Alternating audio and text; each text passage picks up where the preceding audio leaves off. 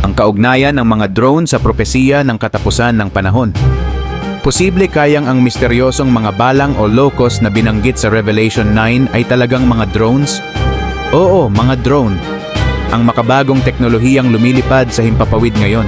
Mukhang kakaiba, pero pakinggan mo muna dahil maaaring mabago nito ang iyong pananaw tungkol sa mga propesiya sa Biblia at modernong teknolohiya. Sa lumang tipan, may 15 aklat ng propesiya, ngunit ang bagong tipan ay mayroon lamang isa, ang Revelation. Si Juan na apostol, ang sumulat nito habang siya ay nasa Ephesus. Magkasamang lumipat doon sina Juan at Maria, ang ina ni Jesus. Doon nila ginugol ang natitirang bahagi ng kanilang buhay at doon din sila inilibing. Ang aklat ng pahayag ay isinulat noong malapit nang matapos ang unang siglo. Sa panahong iyon, iniutos ni Emperor Domitian na magsunog ng insenso para kay Cesar minsan sa isang taon tuwing araw ng Panginoon. Kinailangang tumayo ang mga tao sa harap ng isang altar, itaas ang kanilang mga kamay at ipahayag si Cesar ang Panginoon. Para sa mga naunang pangkat ng Kristiyano, ito ay isang matinding hamon. Maliwanag ang kanilang pananampalataya, si Jesus ang Panginoon. Hindi nila kayang sabihin na si Caesar ang Panginoon nang hindi haharap sa matinding parusa. Mahalagang makita kung mananatili silang matatag sa kanilang pananampalataya. Bago pa man naisulat ang aklat na ito, may mga taong nagbuwis na ng buhay dahil sa kanilang pananampalataya at ang buong aklat na ito ay nagsisilbing gabay para sa mga handang mamatay para sa kanilang paniniwala.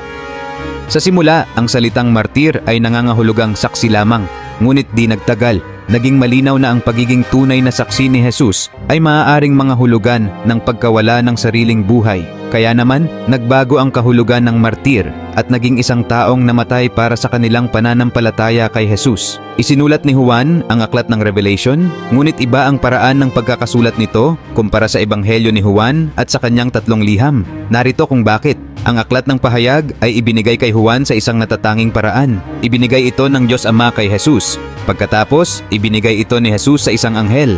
Ang anghel na iyon naman ang nagbigay kay Juan na sumulat nito para sa lahat ng mga simbahan. Walang ibang aklat sa Biblia na dumaan sa ganitong komplikadong proseso. Isinulat ni Juan ang kanyang nakita at narinig at hindi pangkaraniwan ang kanyang nakita, kaya kinailangang paalalahanan siya ng anghel ng 11 beses upang maisulat ang lahat. Sa kanyang mga pangitain, dinala si Juan sa langit kung saan narinig niya ang iba't ibang tinig at koro na umaawit at kinailangan niyang isulat ang lahat ng ito. Narito tayo ngayon sa pinakasentro ng aklat ng pahayag, ang pinakamahirap unawain at ang pinakamahirap iugnay sa ating pang-araw-araw na buhay. Hinati natin ang aklat sa 2 pangunahing panahon, ang kasalukuyan at ang hinaharap. Ang chapter 1 to 3 ay nakatuon sa kasalukuyan at pinamagatang mga bagay na kailangang ituwid ngayon. Tinatalakay nito ang kalagayan ng 7 simbahan sa Asia na kumakatawan sa lahat ng simbahan. Pagkatapos sa chapter 4 to 22, tinatalakay dito ang hinaharap. Inanyayahan si Juan na umakyat sa langit kung saan nakita niya ang mga nangyayari sa mundo at ang mga darating na pangyayari. Ang ikalawang bahagi ng aklat ay hinati sa 2 bahagi. Chapter 4 to 18, pinamagatang lalong lalala ang mga bagay bago ito bumuti. Samantalang ang chapter 20 to 22 ay may pamagat na mas bubuti ang mga bagay pagkatapos ng matinding pagsubok. Mapapansin mong hindi ko binanggit ang chapter 19. Iyon ay dahil inilalarawan nito ang ikalawang pagbabalik ni Jesus. Ang kanyang pagbabalik ang magbabago ng lahat, mula sa lalo pang paglala ng mga pangyayari hanggang sa tuluyang pagbuti ng sitwasyon. Kaya nasa kalagitnaan tayo ngayon, kung saan lalo pang titindi ang mga pangyayari bago ito tuluyang bumuti. Ang Diyos ay nasa kanyang trono, hindi naapektuhan ng anumang nangyayari sa mundo. Ipinapakita sa bahaging ito ng pahayag si Jesus bilang ang magtatapos ng kasaysayan. Isang makapangyarihang imahe ito na maaaring magdulot ng takot, maliban na lang kung meron tayong mabuting ugnayan sa Kanya.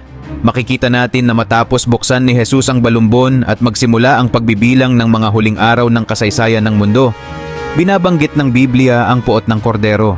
Ito ang araw ng galit ng Diyos. Pero kapag dumating siya, tatakbo palayo ang mga tao sa Kanya.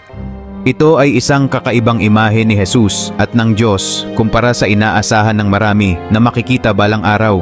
Ito ang panahon kung kailan ang Diyos at ang Kanyang anak ay puno ng galit dahil sa ginawa ng mga tao sa magandang mundong nilikha ng Diyos. Ang galit ng Diyos ay nagdadala ng sunod-sunod na sakuna. Nasa panahon tayo ngayon ng matinding kaguluhan. Ito ay tinatawag na matinding kapighatian o ang dakilang kapighatian. May 3 serye ng tig-7 kapighatian na tinatawag na sealed, trumpet and bolt. Kapag tiningnan mo ang kahulugan ng lahat ng 21 na bagay, makikita mong may kabuluhan ang mga ito lalo na sa mundo ngayon. Madaling makita kung paano maaaring mangyari ang mga ito. Pero kapag pinagsama-sama mo ang lahat, maraming abala, isang sakuna, pagkatapos ng isa pa. Nasa kalagitnaan tayo ng aklat ng Revelation at puno ito ng masamang balita. Lalo pang magiging masama ang sitwasyon bago ito bumuti. Magkakaroon ng mga digmaan, gutom, lindol, malalakas na buhawi, polusyon sa mga ilog at dagat at mga sakit na ikakapahamak ng mga tao. Mahirap ba itong paniwalaan?